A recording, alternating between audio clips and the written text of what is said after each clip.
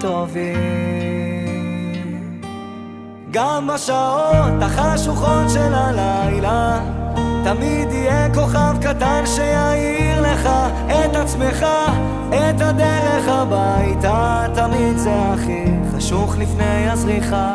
מיליון רכבות דוהרות עד אוסטרליה, מחפש רחוק את מה שנמצא לך מתחת לאף. כל מכשול זה מדליה, קם ונופל אבל בדרך שלך.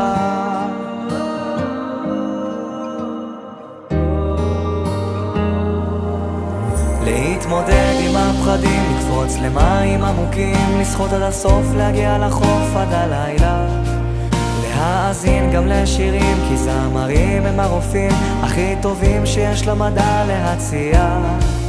עוד יבואו ימים טובים, אני מבטיח.